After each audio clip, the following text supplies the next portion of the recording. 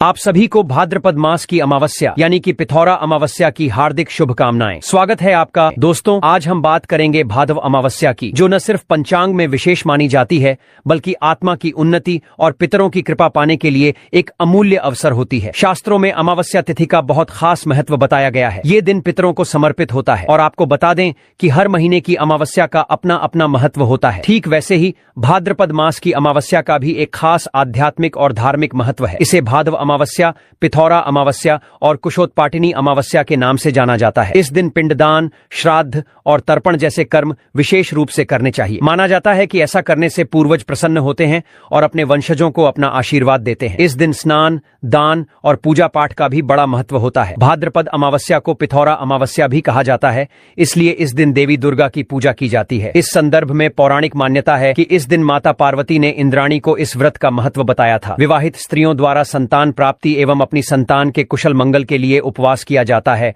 और देवी दुर्गा की पूजा की जाती है। भक्तों, इस बार की भाद्रपद अमावस्या 2 तिथियों पर पड़ रही है, जिस कारण लोगों के मन में थोड़ी भ्रम की स्थिति है। कुछ लोग इसे 22 अगस्त को बता रहे हैं तो कुछ लोग 23 अगस्त को बता रहे हैं, लेकिन चिंता की कोई बात नहीं। आज के इस वीडियो में हम आपको बिल्कुल साफ साफ और सटीक जानकारी देंगे कि इस अमावस्या का सही दिन कौन सा है, इस दिन क्या करना चाहिए, किससे बचना चाहिए, और जो माताएं बहनें व्रत करती हैं, लक्ष्मी जी, भगवान शंकर, गौरी माता या गणेश जी का व्रत, तो वो व्रत किस दिन करें, कैसे करें, पूजा विधि क्या होनी चाहिए, ये सब बिल्कुल विस्तार से बताएंगे। और हाँ, पितरों के तर्पण की सही विधि, दान किसे दें और किन बातों से दूर रहें, ये सब भी हम आज के वीडियो में जानेंगे। क्योंकि कई बार लोग कुछ ऐसे काम कर बैठते हैं जो अमावस्या के दिन नहीं करने चाहिए और फिर जीवन में संकटों की बरसात शुरू हो जाती है। इसीलिए निवेदन है कि आप वीडियो को पूरा देखें, बीच में छोड़कर ना जाएं। कई लोग होते हैं जो वीडियो को आधा देखकर चले जाते हैं, फिर कहते हैं कि लाभ नहीं हुआ। वैसे ही अधूरी जानकारी भी जीवन में अधूरा ही फल देती है। भक्तों, जो भी ज्ञान हम इस चैनल पर आपसे साझा करते हैं वो सब प्राचीन ग्रंथों, पुराणों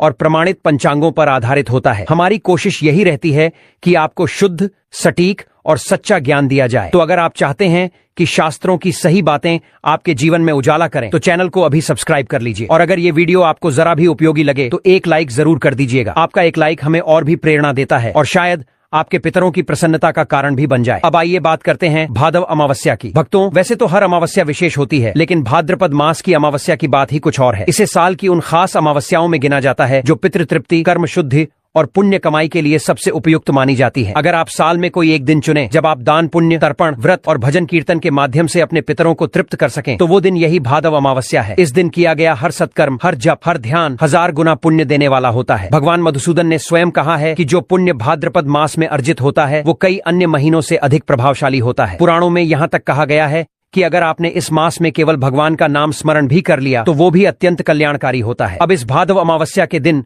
आपको कुछ विशेष 5 कार्य अवश्य करने चाहिए जो आपके पितरों को तृप्त करते हैं, भगवान को प्रसन्न करते हैं और आपके जीवन से हर संकट, रोग, बाधा को दूर करते हैं। क्योंकि एक बात हमेशा याद रखिए, आपकी समृद्धि, सुख और शांति का सबसे बड़ा कारण आपके पितृ ही हैं। जब पितर प्रसन्न होते हैं तब जीवन में खुशहाली आती है और जब वो नाराज होते हैं तो जीवन में रुकावटें, कष्ट, धन की कमी, संतान की बाधा आ जाती है। जो लोग कहते हैं कि उन्हें संतान नहीं हो रही, विवाह में अड़चन है या स्वास्थ्य और नौकरी में बार बार संकट आ रहा है, उन्हें अपने पितरों की ओर ध्यान देना चाहिए। तो भक्तों, इस पूरी वीडियो को ध्यान से देखें, पूजा विधि, व्रत विधान और पितृ तर्पण की सही जानकारी पाकर अपने जीवन को सुख, समृद्धि और पितृ कृपा से भर दीजिए। और अगर आप भी महादेव की कृपा प्राप्त करना चाहते हैं तो इस वीडियो को लाइक करके चैनल को सब्सक्राइब कर लें और कमेंट बॉक्स में हर हर महादेव जरूर लिख दें। ये वीडियो ज्ञानवर्धक लगे तो दूसरों तक जरूर शेयर कीजिए। आपका एक प्रयास किसी और के जीवन में भी पितरों की कृपा का दीपक जला सकता है। चलिए भक्तों, अब हम जान लेते हैं भाद्रपद अमावस्या की सही तिथि और समय के बारे में। हिंदू पंचांग के अनुसार इस साल भाद्रपद अमावस्या की तिथि 22 अगस्त दिन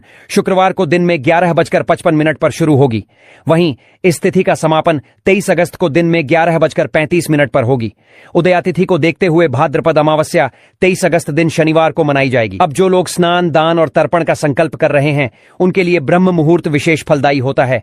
यह मुहूर्त सुबह 4:26 से लेकर 5:10 तक रहेगा और अभिजित मुहूर्त दोपहर 11:58 से लेकर 12:49 तक रहेगा। इन दोनों मुहूर्तों में किया गया कोई भी पुण्य कार्य, वह चाहे तर्पण हो, स्नान हो या दान, विशेष फलदायक और पितरों को तृप्त करने वाला माना गया है। अब आइए जानते हैं कि इस भाद्रपद अमावस्या पर आपको क्या क्या करना चाहिए जिससे आपके पितर प्रसन्न हो, आपके जीवन में सुख शांति आए और आपके द्वारा किया गया पूजन, व्रत और दान सच्चे अर्थों में फलदायी सिद्ध हो। सबसे पहले जब अमावस्या का दिन आता है तो उसका आरंभ प्रातः स्नान से करें। शास्त्रों में कहा गया है कि पवित्र नदियों में स्नान का इस दिन विशेष महत्व होता है, लेकिन आज के समय में यह हर किसी के लिए संभव नहीं कि वह गंगा, यमुना, गोदावरी या किसी तीर्थ स्थल तक पहुंच सके। ऐसे में घर पर ही पवित्र स्नान का फल प्राप्त करने का उपाय है। जब आप स्नान के लिए जल भरें तो उसमें थोड़ा सा गंगा जल मिला लें, फिर उत्तर दिशा की ओर मुख करके हर हर गंगे का उच्चारण करते हुए स्नान करें। शास्त्रों में लिखा है कि इस विधि से किया गया स्नान भी गंगा स्नान के बराबर फलदायी होता है। स्नान के बाद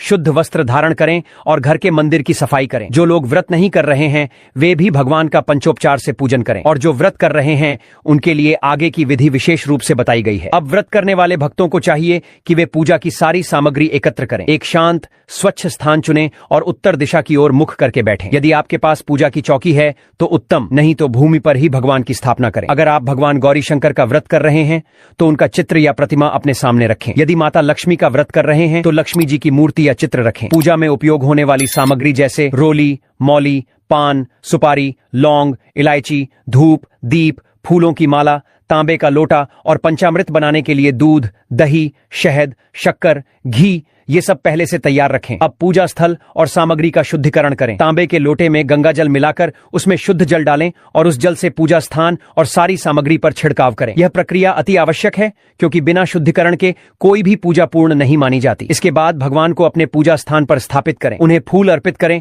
और कहें, हे प्रभु, हम आपको यह आसन अर्पित करते हैं, कृपया इसे स्वीकार करें और यहाँ विराजमान हो। फिर दीपक और धूप जलाएं और अपनी श्रद्धा के अनुसार पूजा आरंभ करें। अब आता है संकल्प का समय। यह चरण सबसे महत्वपूर्ण होता है। बिना संकल्प के कोई भी पूजन, व्रत या दान शास्त्रों के अनुसार पूर्ण नहीं माना जाता। संकल्प भगवान के समक्ष हमारी भावना, श्रद्धा और उद्देश्य की अभिव्यक्ति होता है। जो लोग केवल पितरों का तर्पण करने जा रहे हैं उनका संकल्प अलग होता है, और जो व्रत के लिए बैठे हैं उनका संकल्प भिन्न। और इसी व्रत में भी चाहे आप भगवान गौरी शंकर की पूजा कर रहे हो या माता लक्ष्मी की, दोनों के लिए संकल्प की विधि अलग होती है। यदि आप गौरी शंकर का पूजन और व्रत कर रहे हैं तो अपने सीधे हाथ में जल लीजिए, साथ में कम से कम 1 रुपए की दक्षिणा रखिए। फिर 3 बार ओम श्री विष्णु उच्चारण कीजिए। इसके बाद अपना नाम, अपना गोत्र, जिस स्थान पर आप संकल्प कर रहे हैं उस स्थान का मकान नंबर, मोहल्ला, शहर का नाम कहिए और बोलिए कि आप इस भाद्रपद अमावस्या के दिन भगवान गौरी शंकर का व्रत कर रहे हैं और यह व्रत प्रभु के चरणों में अर्पित करते हैं। इसी प्रकार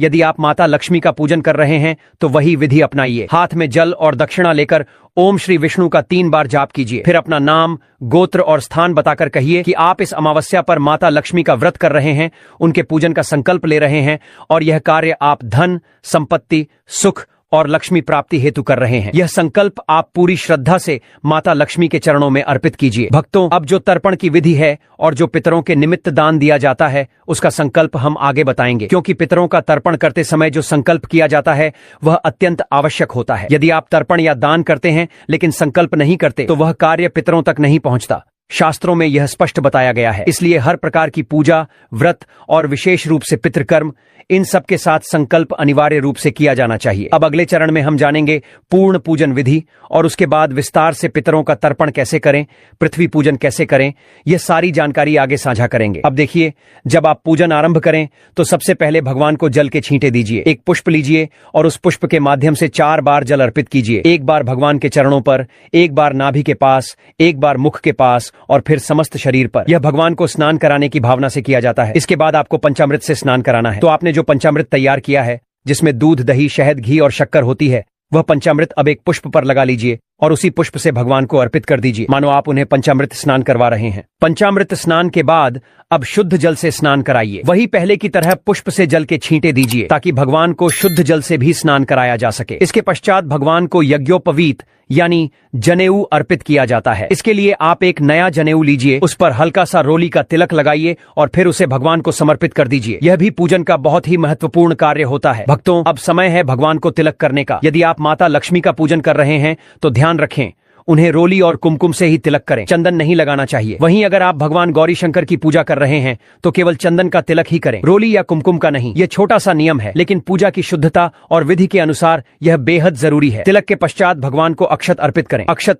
यानी बिना टूटे हुए शुद्ध चावल। इन चावलों को श्रद्धा के साथ भगवान के चरणों में समर्पित कीजिए। इसके बाद अगर आपके पास फूलों की माला है तो वह पहनाइए और अलग अलग पुष्प भी अर्पित कीजिए। अब पूजन में अगला चरण आता है धूप और दीप का। सबसे पहले भगवान को सुगंधित शुद्ध धूप दिखाइए। इसके बाद दीपक जलाकर भगवान के समक्ष घुमाइए। दीपक तिल के तेल या गाय के घी से होना चाहिए, तभी वह पवित्रता और आध्यात्मिक ऊर्जा से युक्त माना जाता है। अब बारी आती है नैवेद्य अर्पण की। यदि आपके पास मिठाई है तो चढ़ाइए, फल है तो वो अर्पित कीजिए, और यदि कुछ भी विशेष न हो तो बस एक छोटी सी मिश्री भी भगवान को प्रेम से चढ़ा सकते हैं। भावना शुद्ध होनी चाहिए, भोजन की मात्रा नहीं, भक्ति का भाव ही भगवान स्वीकार करते हैं। अब भगवान को जल जमाने कराइए। इसका अर्थ है 1 चम्मच जल अर्पित करना। फिर दोनों हाथ जोड़कर भगवान को प्रणाम कीजिए और अपने अंतःकरण से उन्हें नमन करते हुए अपने संकल्पों को दोहराइए। अब भगवान को तांबूल अर्पित करें। एक पान का पत्ता लीजिए, उसमें 2 लौंग, 1 इलायची और 1 सुपारी रखिए और पवित्र भावना से उसे भगवान के चरणों में समर्पित कीजिए। यदि आप गौरी शंकर का पूजन कर रहे हैं तो उन्हें अर्पित करें, और यदि माता लक्ष्मी की पूजा कर रहे हैं तो माता को अर्पित कीजिए। इसके बाद आप जो भी दक्षिणा अर्पित करना चाहें वह भगवान को समर्पित करें, चाहे वह 1 रुपया ही क्यों न हो। इसके साथ ही दोनों हाथ जोड़कर कहिए, हे प्रभु, हे मातेश्वरी, हमने इस अमावस्या पर यह पूजन आपकी कृपा से पूर्ण किया है। कृपया इसे स्वीकार करें, हमें सद्बुद्धि दें, श्रद्धा दें और यह व्रत पूरी निष्ठा से पूर्ण करने की शक्ति दें। हमारे जीवन में सुख,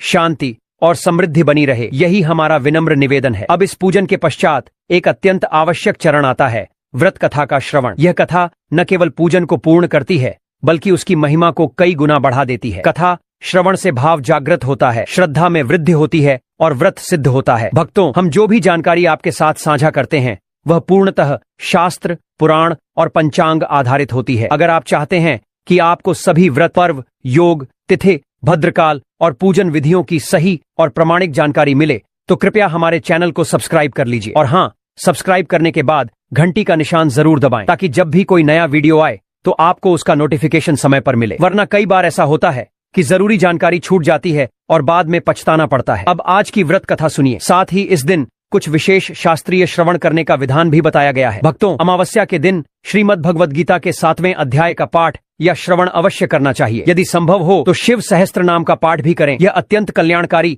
और बाधा नाशक माना गया है। जो भक्त माता लक्ष्मी का व्रत कर रहे हैं उन्हें महालक्ष्मी स्तोत्र का पाठ करना चाहिए। हमारे चैनल पर प्रत्येक अमावस्या को हिंदी में संपूर्ण लक्ष्मी स्तोत्र अपलोड किया जाता है। आप उसे अवश्य सुनिए और उसके बाद आरती करके दिन को नियम पूर्वक और सात्विकता से व्यतीत कीजिए। अब भक्तों, आगे बढ़ने से पहले हम आपसे एक विनम्र अनुरोध करते हैं। अगर आप इस चैनल पर नए हैं तो चैनल को सब्सक्राइब जरूर कीजिए और वीडियो को एक लाइक जरूर दें। साथ ही कृपया कमेंट बॉक्स में अपनी राशि जरूर लिखिए, क्योंकि हम हर राशि के लिए विशेष उपाय और भाग्य से जुड़ी बातें वीडियो में बताते हैं जो आपके जीवन की कठिनाइयों को दूर कर सकते हैं। तो भक्तों, यह थी पूजन विधि का अगला चरण। अब अगली कड़ी में हम जानेंगे पितरों का तर्पण कैसे करें, किस विधि से दान देना चाहिए और अमावस्या के दिन किन कार्यों से बचना अनिवार्य है। तो जुड़े रहिए हमारे साथ। भक्तों, अब जान लेते हैं कि भाद्रपद अमावस्या के दिन कौन कौन से काम भूलकर भी नहीं करने चाहिए। भाद्रपद मास की अमावस्या तिथि को हिंदू धर्म में अत्यंत पवित्र माना गया है। यह दिन पितरों की आत्मा की शांति, श्राद्ध, तर्पण, पवित्र स्नान और दान पुण्य के लिए